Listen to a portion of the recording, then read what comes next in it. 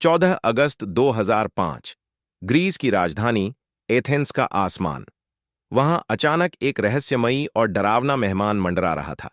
लगभग 10,000 मीटर की ऊंचाई पर एक पैसेंजर प्लेन खामोशी से गोल चक्कर काट रहा था। हैरानी की बात यह थी कि पिछले 2 घंटे से वह प्लेन किसी भी कंट्रोल टावर की कॉल्स का जवाब नहीं दे रहा था। एथेंस के माहौल में खौफ और बेचैनी फैल चुकी थी। कहीं यह कोई आतंकी हमला तो नहीं, या किसी हाईजैकिंग की शुरुआत। इसी खतरे को देखते हुए ग्रीस की एयर फोर्स ने तुरंत अपने फाइटर जेट्स को उस जहाज की ओर रवाना किया। जब फाइटर जेट्स पास पहुंचे तो उन्होंने ऐसा नजारा देखा जिसने सबको हिला डाला। जहाज के अंदर डरावनी खामोशी थी। यात्री अपनी सीटों पर बिल्कुल स्थिर बैठे थे। कॉकपिट में भी कप्तान या को पायलट नजर नहीं आए। तभी पायलट्स ने एक शख्स को देखा जो पायलट नहीं लगता था। वह कॉकपिट में इधर उधर घूम रहा था, जैसे मशीनों को समझने की कोशिश कर रहा हो। अचानक विमान का झुकाव बदला और तेजी से नीचे उतरने लगा।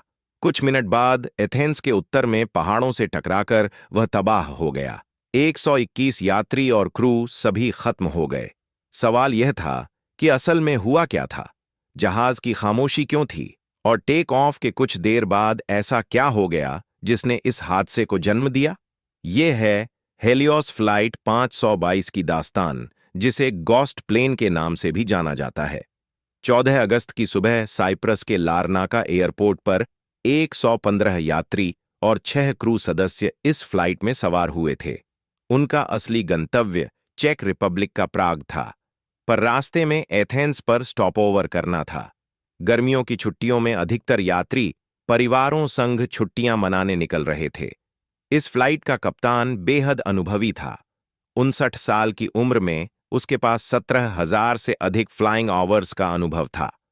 फर्स्ट ऑफिसर भी 51 साल के थे और 7,500 घंटे हवा में बिता चुके थे। आमतौर पर हादसों के बाद क्रू की क्वालिफिकेशन पर उंगली उठती है, लेकिन इस मामले में कहानी थोड़ी अलग थी। दोनों पहले भी साथ उड़ान भर चुके थे और फर्स्ट ऑफिसर अक्सर कप्तान के दबाव और सख्त रवैये की शिकायत करता था। एयरलाइन इस मुद्दे से वाकिफ भी थी। इसके अलावा रिकॉर्ड्स से पता चला कि फर्स्ट ऑफिसर को चेकलिस्ट प्रक्रियाओं में कठिनाई होती थी, जो बाद में अहम साबित हुई। विमान एक 7 साल पुराना बोइंग 737 से 300 था। टेक ऑफ बिना परेशानी के हुआ और विमान 34,000 फीट की ऊंचाई पर पहुंच गया। लेकिन 12,000 फीट पर ही कॉकपिट में एक अलार्म बज उठा। यह वही अलार्म था जो आमतौर पर टेक ऑफ से पहले जमीन पर बजता है। पायलट्स उलझ गए कि यह हवा में क्यों बज रहा है। कप्तान ने एयरलाइन से संपर्क किया और समस्या बताई। ग्राउंड इंजीनियर ने कुछ सवाल किए, लेकिन कप्तान के जवाब भ्रमित करने वाले थे। इसी दौरान केबिन में ऑक्सीजन मास्क गिर चुके थे और जल्द ही जहाज से संपर्क पूरी तरह टूट गया। फ्लाइट 522 ने बिना जवाब दिए पूरे ग्रीस के एयरस्पेस में प्रवेश कर लिया।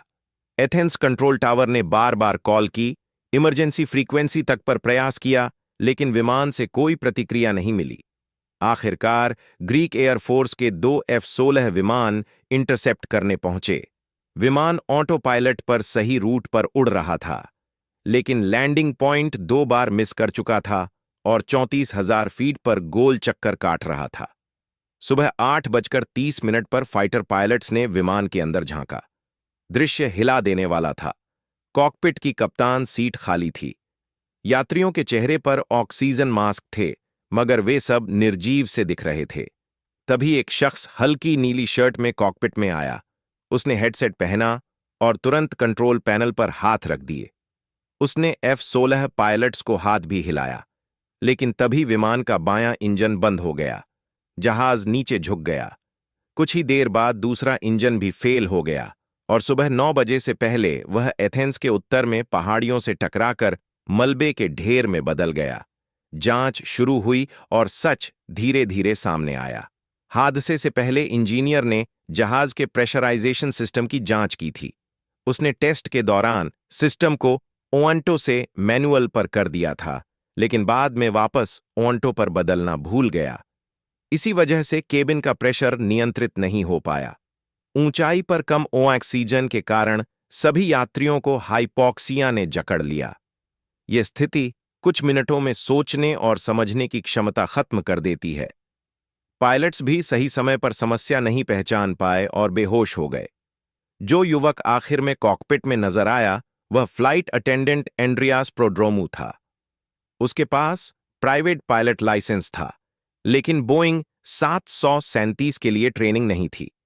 उसने मदद करने की कोशिश की, कॉल्स भी करने की कोशिश की, लेकिन सही बटन दबाना भूल गया। आखिरकार ईंधन खत्म होते ही इंजन्स फेल हुए और वह कुछ नहीं कर सका।